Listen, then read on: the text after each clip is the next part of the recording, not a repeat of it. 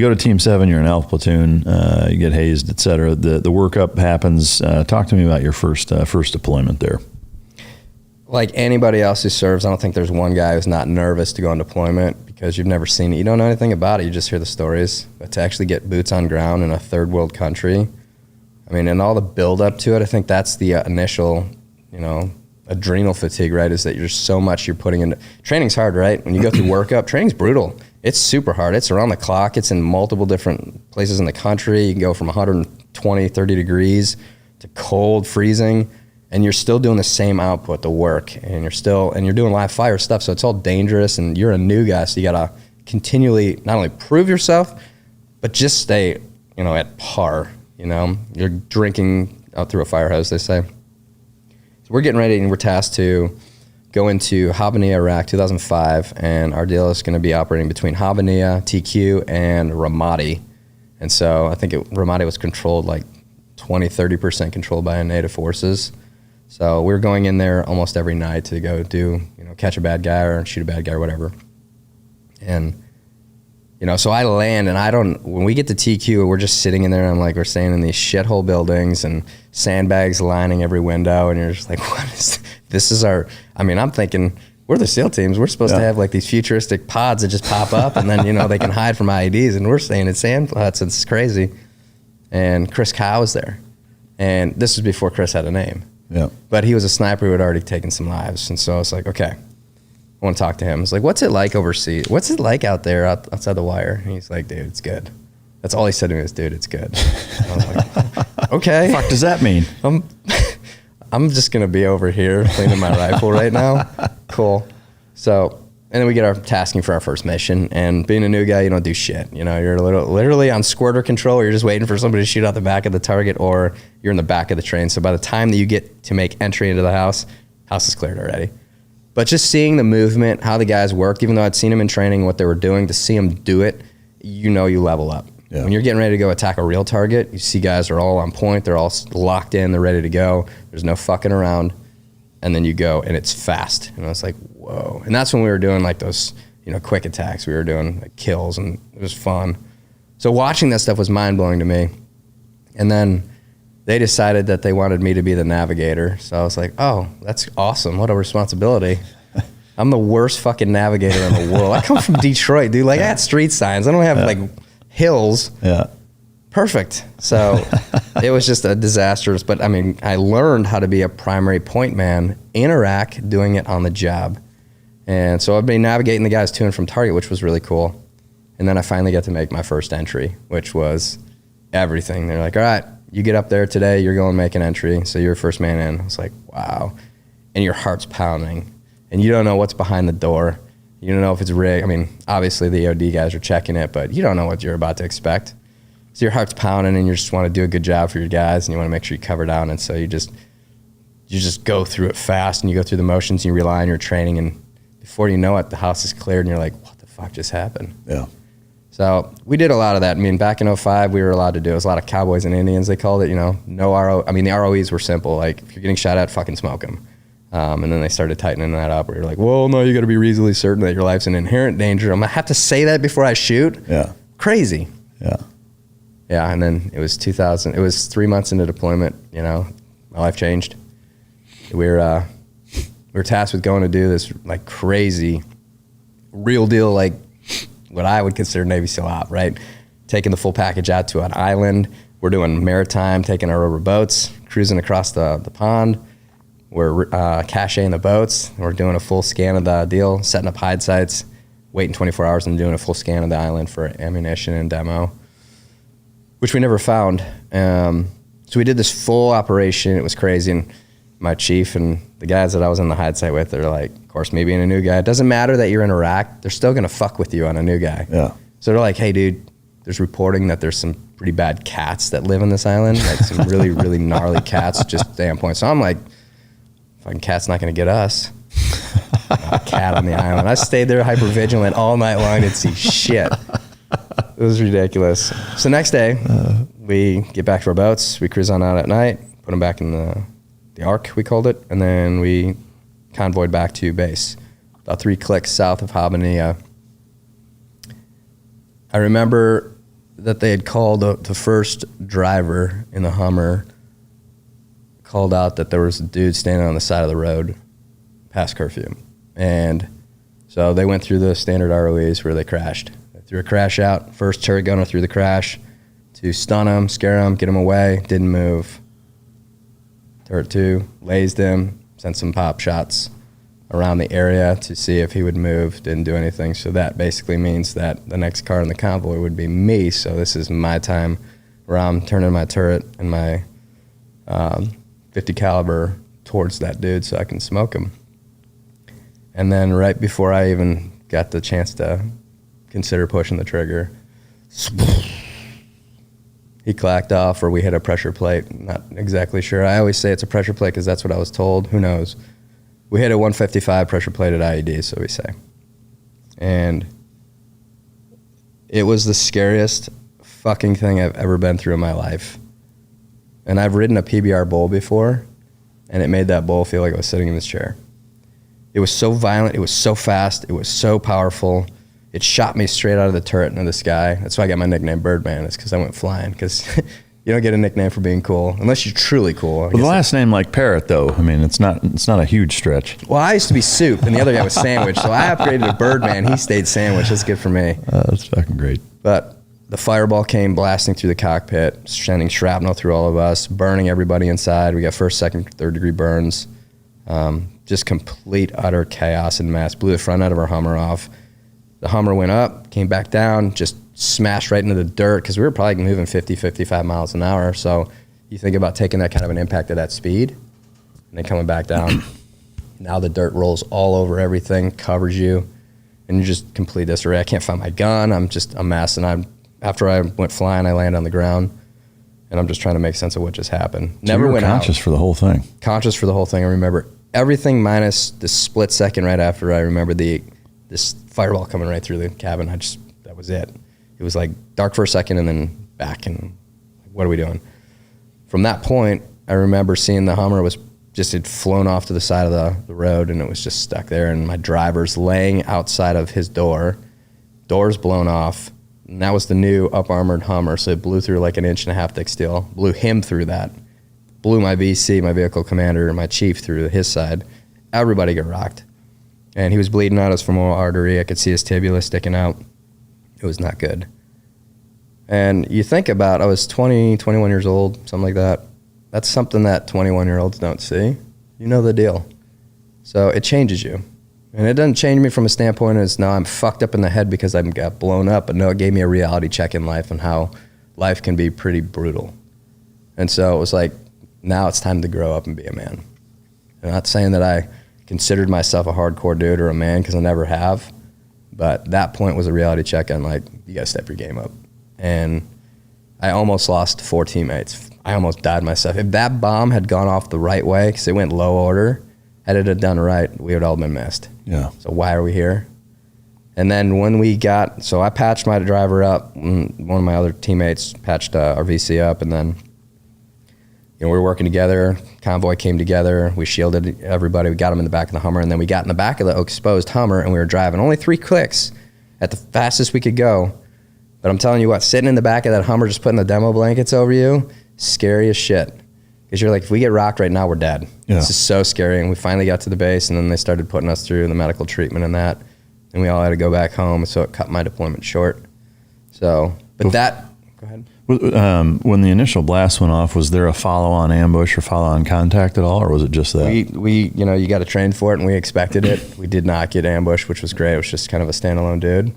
They would plant these IEDs at night because that's when they were less frequently traveled by civilians and just traveled by the military, especially the Spec Ops guys. So they knew what they were doing, and I'm glad that at least we took it instead of some civilians who didn't deserve that kind of stuff. But that also gave me that fire when I went back home, because you know the deal, when you're sent back home for those types of reasons, all you want to do is get back to the platoon. So I'm like, what do I have to do? Like, I'm not super injured. Let me go back. And they're like, there's no need. And I was like, come on. Well, okay, here's the deal. They need a UAV or one of those UAV qual. Yeah, I'll do it. Overseas. So if you can get that qual, we'll send you back to the platoon. I'm like, done, where are we going? So I went to Arizona, went through like a 2-week course in flying Ravens, And then I shot back overseas. I was like, so you're telling me that being able to fly this model plane supersedes my health and readiness, and now I'm capable again. Okay, perfect. So I did that, got back overseas, and that's when we were doing the rip. So our platoon had ripped from Iraq to the Philippines. Philippines ripped to Iraq. And so I went to the Philippines, and they're like, all right, so you got this qual, let's see what you can do. So I took the Raven, I threw it up in the air, started flying it, smashed it into a tree, and that was the last time I flew the Raven. Oh, shit. So that 2-week qual was maybe not quite long enough. It was just enough to get me back. That's it. That's a trip. Well, in terms of your injuries, what were the extent of them? Shrapnel through my chest, first and second degree burns to my hands, my face, welder's burns in my eyes. So I wear always like pit viper type, kind of big glasses now, which they look like I'm snowboarding in the summer. Yeah. But because super sensitive to the sunlight, welder's burns create a problem where you can't see in super bright light. Otherwise, you start seeing a lot of stars really quick, and it's just weird vision. My skin healed. I still have some scars from it, but I'm very blessed that I was very fortunate. Up until 2012, 13, they were pulling shrapnel out of my body, and at that point, I was just like, okay, I'm giving up. Like, I'm fine. Whatever. So you still have some in there? I guess. I don't know. Yeah. I haven't checked in a long time. Yeah. If I start finding out that I have a problem, I'll go get it cut out. But yeah. Did you save any of it? No. So from that, well, actually, let me take one step back. Before you did that, and the 3 months leading up to that, were there any operations that stood out as being, kind of stand out, where either it went horribly wrong or it went super well, or that just were fantastic operations that you recall? So you remember those when you get those tasks for the big ones, because the way that they put the word out is different, right? Mm-hmm. Like, I'm not saying that I was like tasked to go on Bin Laden raid or anything like that. Bullshit, I wasn't, by the way. But there was just a different demeanor when they put out this word about us going after Zarqawi. So I went on a Zarqawi raid, and this was like the top VIP under Bin Laden at the time. And our platoon, our task unit, and they basically pulled in us, SEAL Team 10. I mean, they pulled everybody for this asset. Delta Force was there. The Rangers were there for external blocking. I mean, it was a full, and we got this information the day, probably 4 hours before we hit the target. It was a hospital. I'm talking like 5 buildings, 7 stories, and we got to clear this whole thing because Zarqawi's in the building. And the word that was being put out was that he's on the 4th floor and he's in building 2. Like, well, how the fuck do you know that? Okay, well, again, I'm a new guy, so I'm just taking orders, right? I'm going to be where I need to be. And we're mixing and matching, so it's like a couple CAD guys and a couple SEALs, and we're all just making entries and doing different stuff. And that's why bilateral training is so important, because you can just measure up real quick, build your force bigger, and then go and hit these targets that are so massive. So we schooled up really quick. We met at an offsite, and then we ended up going to this hospital, and they said, yep, he's on the 4th floor, building 2. And no shit, as we get there and we start getting ready, 4th floor, lights go out. Whole hospital. Like, ain't that something? And then it starts raining. But it was a sandstorm, so it's raining mud on us. Jesus. And I'm like, this is like the most demonic time. I don't like this. And then I see one of the CAD guys comes up, and I had never even known about Delta Force, but the CAD guy comes up. He's got his sleeves cut off. He's got the biggest biceps I've ever seen. He's got a full mohawk, and he's like, yeah, bro, we're going to do this. And I'm like, whoa, there's like a whole nother level of this stuff. So we ended up going through the target. It was like a 5-6 hour push to clear everything. Didn't find him.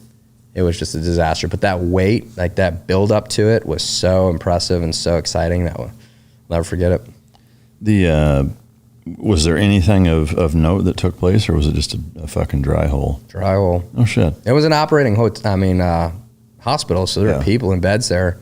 But whether we got bad intel or we missed them or whatever it was, I mean, that's the case. Like, I think we got word on a couple occasions that Bin Laden was in a certain area, and who knows? I mean, we hit the target, we didn't find anybody. Yeah.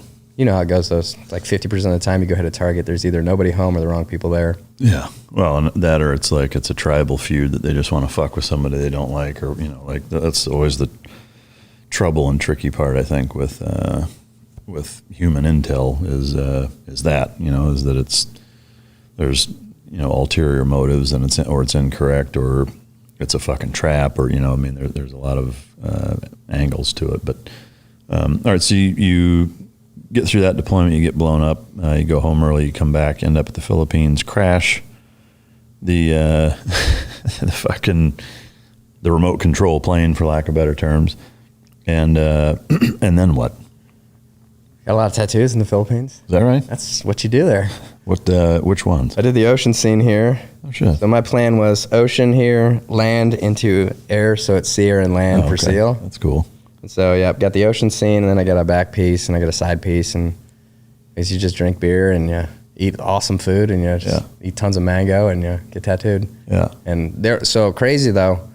So it's supposedly, even though there's Al Qaeda all over the Philippines, and there's like over 7,000 islands or something like that, we're there to do a mission, and it could get real. And our platoon got into a gunfight out there. Were you down in the south in Zamboanga? Mindanao, yeah. So we're in Zamboanga, Tawi-Tawi, Batu-Batu, something like all the way up. And our officer got in a gunfight, and one of the Filipino SEALs got shot in the head. And it was when our medic saved his life. He got shot in the head, and our medic saved his life in a bonka boat. Wow. Got him back. And it's just amazing. Those guys are hardcore. I mean, we spent almost 2 months there doing some cross training with the Filipino SEALs that were going down, to Mindanao to fight, and so we didn't actually get to do it at that time. They basically said the president at the time didn't want American forces engaging any Filipino forces of any kind. But anyway, we did the jungle survival training, and for us it was like, man, this is fucking rough, and like for those dudes it's like, no, this is just how we live. Like they're diving into swamps, grabbing frogs and eels and shit, and making bamboo shoot soup, and fucking plucking bamboo bats out of bamboo chambers, and fucking skewering them and eating them, and it was just like, yeah, sometimes we don't get paid for 2-3 months at a time, and even when they do, it's like $70 a month or some shit like that, And their morale's so high. Oh yeah, they're fins. They made fins out of riggers tape that like they rolled it, right? So you take roll it over on itself and make like rope out of it, and they would lash those plastic fucking green, like the hard plastic green silhouettes that we would use for targets. Like they would use the head and cut, and have several layers of that with riggers tape, lashed for laces to tie it around their feet, and like they used fins like that. It was just like they're making their own shit out of our trash, like these dudes were fucking super fired up. They're using like old shitty Nokia cell phones for their comms. It's just seriously the nicest dudes in the world. So they were always trying to do things for us, right? So they gave us this like Commodore Dragon. This fucking massive lizard. Yeah. It was mean. What the fuck are we supposed to do with this thing? Thank you, but we don't want it. So like, should we eat it? And they're like, what do we do?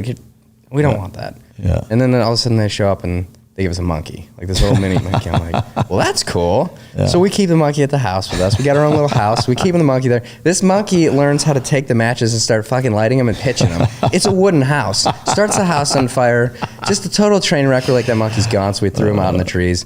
He's good to go. He partied. He comes and went back. away. Then they gave us a cow. God, a cow. And the thing started dropping piles of shit everywhere around the house. You couldn't even get outside the house. I'm like, we got to stop with the animals, guys. But my favorite thing about all that was like the brotherhood that they shared. They would always come together in their karaoke. They would bring their karaoke, and they force you to drink and get up on that karaoke machine and sing. And, they sounded exactly like the people they were singing, whereas I don't. That's fucking great. I was not comfortable. Yeah, that country's awesome. They always wanted us to play soccer. And, so these dudes are like 5'5", 130 pounds and lightning fast, and whipping our ass at soccer. So we're like, all right, well, we'll put a little American football style into it. And so we just start fucking steamrolling them. It turns into like this fucking barroom brawl soccer rugby match hybrid that it was a fucking blast. But we had a lot of good times there. I love that place. So once you kind of wrapped it up there, I guess, what did you go back home and go back into a workup, or what was your career path like after that trip? Yeah, that was the career path, was just honestly deployment after deployment after deployment. I kept every time we get back from a deployment, I went right to the Master Chief's office and I was like, hey, I want another pump. Yeah. Because that's the only place you belong in the teams, is in a team. Yeah. Like being an instructor, you got to do it. You got to get back and all that stuff. And it actually makes you better of an operator to instruct. But it's not fun. Yeah. It's like you want to be part of the action. I hate getting a call saying, oh, these dudes did this overseas and you're stuck back at base. And you're like, I think being an instructor is really cool for one cycle. Yeah. You know, like seeing behind the curtain and being part of that institution is special. It's an honor. It's really neat, and it's something that I think as a student going through that you always wonder, you know, like what the fuck are these guys really doing, or what, you know, what's it like? What are they thinking? Like, is there way more to it than they let on that we know? You know, and so it's like you get all of those questions kind of answered for yourself. You know, so getting to see that and getting to work a Hell Week is awesome. And then after that, then you're like, all right, this fucking sucks. You know, like now it's mundane, it's monotonous, it's hard. Like, I mean, working Hell Weeks are more exhausting or as exhausting as going through it. I mean, I couldn't believe, like the first one I worked in, it's only an 8-hour shift, but it's like your intensity is at a fucking 12 for 8 hours, like just trying to just steamroll these guys. And, you know, I know for me, it was like I got done, I was like, dude, I feel like I went through Hell Week. Like I was wrecked for like a fucking 3 days after. You're not even wet. Yeah, totally. It was fucking brutal, but yeah, I know what you mean. I mean that, you know, being in a platoon at a team is is really the pinnacle of being in the SEAL teams, and that's why everybody, you know, signed up to do it in the first place. But so where did your second platoon go? Back to Iraq, or? Yeah, right back to Ramadi. So this time we were staged in Ramadi, so we split it between two platoons, and we were in the Moab district, so we were staying at Camp Corregidor, and then we had Camp Mark Lee, and so which was Shark Base originally. So we were bouncing back and forth between that deal and just operating in the Moab and just kind of cleaning up the mess. So we kind of kicked it off in 2005, and then in 2006, you know, SEAL Team 3 went in there and started doing some really good work and really cleared it up, and then we were kind of putting the finishing touches on it in 2007. So we went back to Ramadi. It's a great deployment, really good motivated platoon. I mean, I don't have anything to complain about in my platoons. They were great guys. We worked together. Most of us worked together for a couple pumps. Yeah. So we knew each other how we moved. Because we knew each other, the expectation was you're going to do your job to the best of your ability. So we deployed there again. It started to get harder though. I initially started to see that there was too many lines of communication now, where it was, you had to get so many approvals on the American side and so many approvals on the Iraqi side, and the Iraqi side didn't move at all. Like the general could be sitting outside smoking a cigarette for 5 hours, and you need to go hit the target now, and so it was just like lost. And that really became a problem. And then we started getting a lot of bad intel, and we were doing a lot of dry holes. So we tried. I mean, we wanted every bit of that action, and we get it where we could, but sometimes we were just stuck. And that's kind of where it led to me kind of figuring out how I was going to exit, because my last deployment in 2009, back to Iraq, and this time was in Basra, right on the Iranian border. And we got in there and we started operating pretty hard and heavy for a couple months, and then they just shut us down completely. I could not believe it. Just overnight, the politicians got involved and said, you're fucking done. Wow. Why? What are we doing wrong? There's threats. We're taking out threats. This is the stuff that's being fed to us. Why are you stopping us? And then when we get something that was actionable and we put it and get approval from the American side, the Iraqi side would sit on their ass. Yeah. And there's nothing worse than sitting on your ass for 6 months. Yeah. It's not good. Yeah. Like, why are we here? Yeah.